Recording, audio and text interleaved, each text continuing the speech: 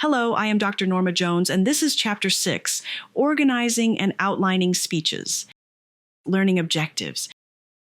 By the end of this chapter, you will be able to identify and apply organizational patterns for both informative and persuasive speeches, construct effective introductions, bodies, transitions, and conclusions in prose, use signposts and internal previews to guide audiences smoothly, create a thesis statement, create a complete outline in full sentence format using the COM-C 1000 preparation template.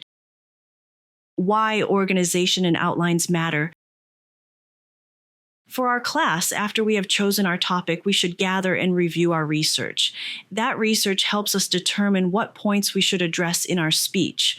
For example, if our topic is the type of exercise, research may reveal evidence about cardio, resistance, and flexibility exercises. If our topic is free textbooks, research may highlight the problem of textbook costs, the solution of free resources, and the benefits for students and institutions. Then we should organize our speech.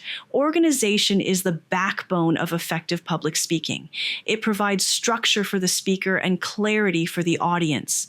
A disorganized speech, even with good content, confuses listeners. A well-organized speech ensures audiences can follow, retain, and act on your message.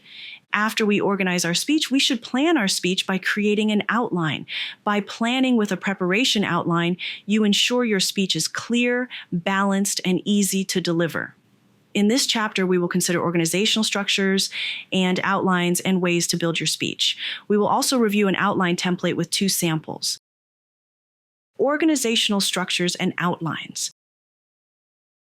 Both informative and persuasive speeches rely on organizational patterns. While some patterns are more common in one type than the other, there is often overlap. In this section, we review organizational approaches that speakers most often use in each type of speech. We'll start with persuasive speeches. Common persuasive structures. Persuasive speeches work best when ideas are organized into clear, audience-centered patterns. Problem-solution benefits, defines a problem, presents a solution, and emphasizes the benefits. A sample could include a talk on rising tuition fees as the problem, free community college as the solution, and reduced financial strain as the benefit. Problem cause solution adds an analysis of the causes behind a problem before offering solutions. For instance, a speech on student stress links high tuition and heavy workloads as causes and recommends lowering costs and expanding counseling. Comparative advantage shows why one approach is better than alternatives. For example, advocating for lower educational costs by using free textbooks versus the existing system of costly ones. Monroe's motivated sequence, a 5-step model that moves audiences to act, attention. Gain interest with a story, statistic, or question. For instance, note that student debt has tripled in 2 decades. Need, explain the problem, such as showing how tuition blocks access and leads to long-term debt.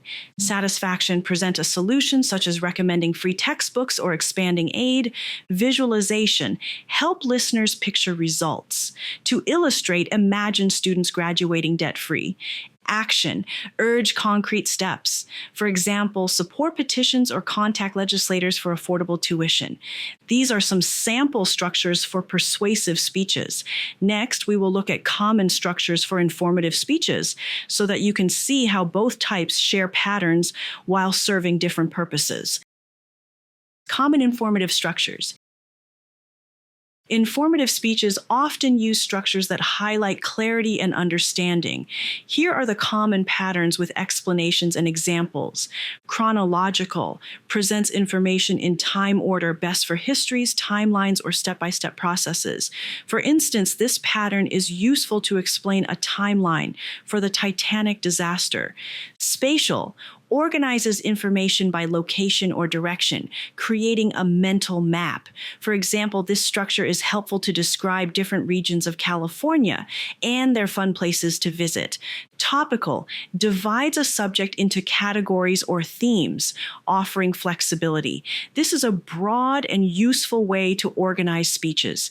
Take, for instance, describing 3 types of exercise: cardio, resistance, and flexibility. Process or how-to breaks down steps in a procedure so the audience understands how something works or how to do it.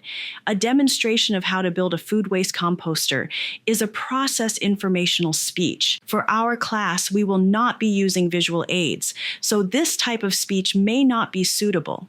These patterns are especially common in informative speaking because they help listeners understand and retain material without requiring them to take a stance or make a decision. Now that we have reviewed these structures, let's turn to the next step of building your speech.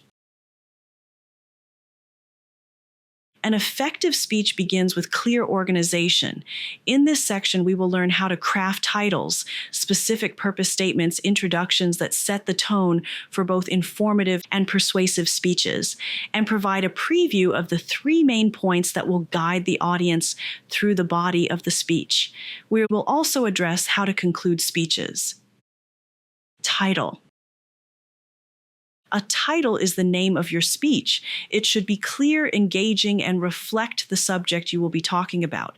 The title gives your audience their first impression of your speech and can spark curiosity or signal the main theme.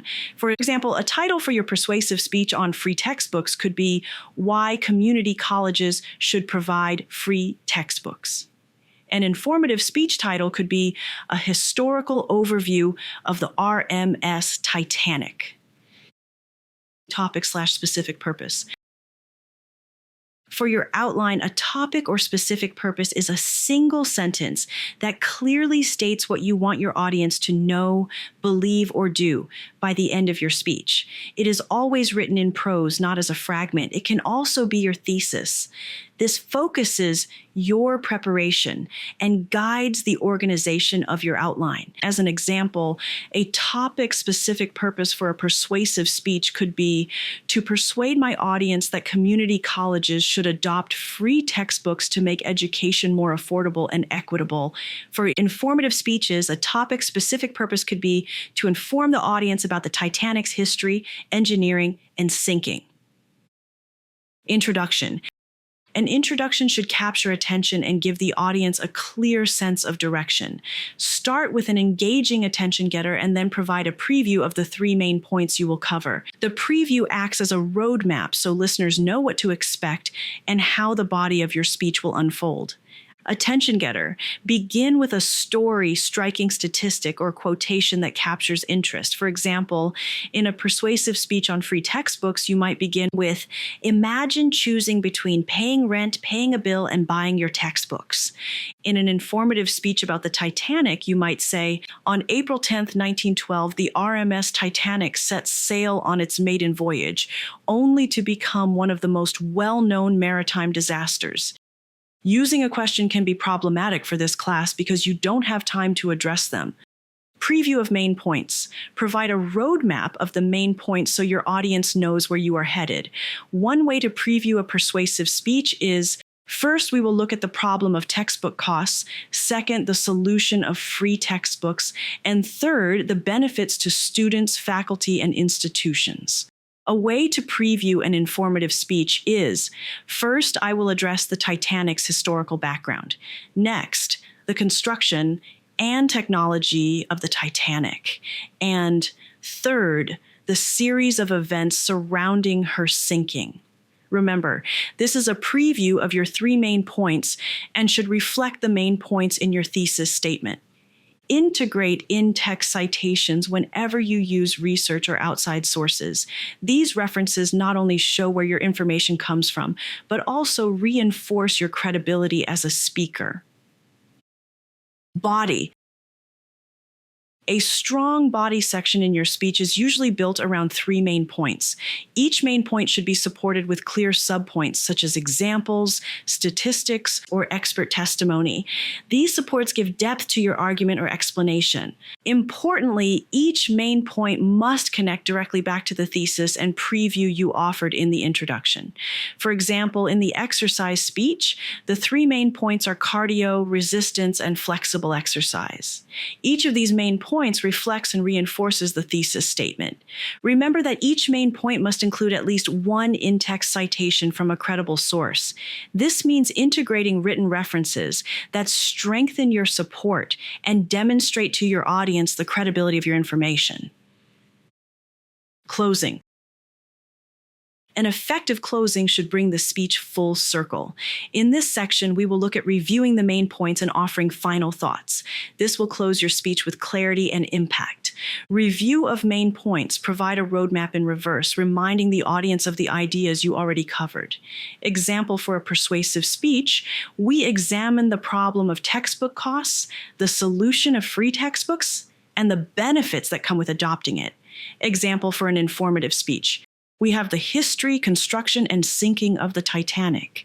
This review restates each main point and uses a short transition to move into final thoughts. Conclusion final thoughts offer a strong reflection or call to action that leaves an impression. Example in the free textbook's persuasive speech, education should open doors, not close them because of cost. Example in the Titanic informative speech. The Titanic is remembered as a ship of dreams. You can also thank the audience sincerely for their time and attention. Integrate in-text citations whenever you use research or outside sources. These references not only show where your information comes from, but also reinforce your credibility as a speaker. Transitions and signposts. Transitions connect the parts of your speech together. They should connect your introduction to the body, link each main point, and guide the audience from the body into the conclusion. They make the flow of your speech easy to follow and highlight the relationships between ideas. For instance, right after your preview, you might say, "Now that we have previewed our three main points, let's review the Titanic's historical background." Between main points, you could use, "Despite these innovations, the Titanic sank on her first voyage and took over 1,500 souls with her."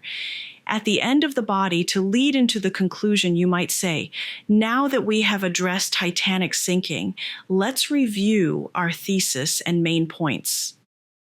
References. References are essential because they show where your information originates and strengthen your credibility as a speaker. Include all sources at the end of your outline in proper APA or MLA style and remain consistent with the format you choose. For extra help, review our support for creating preparation outlines page in Canvas. Now that we have addressed building your outline, we will turn to outlining principles. Outlining templates and samples. Outlines are the blueprint for your speech, so we need to structure them to better organize our speeches. Full sentence outline. This format requires you to write each idea as a complete sentence. It is used for preparation so that your thoughts are clear and detailed. Only one introduction, two body, and three closing are not written as full sentences. Next, we will review an outline template and two samples. Our outline template is in Canvas. Link to our support for creating preparation outlines page in Canvas. Summary. After we choose a topic and complete our research, we can move to organizing and outlining. Organization is central to effective speaking because it gives structure to your ideas and clarity to your delivery.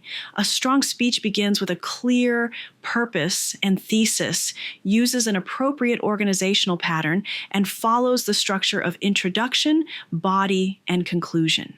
Transitions help the audience follow each step, and a well-crafted outline provides the blueprint for success. Thank you so much for listening to this chapter of Fearless Public Speaking.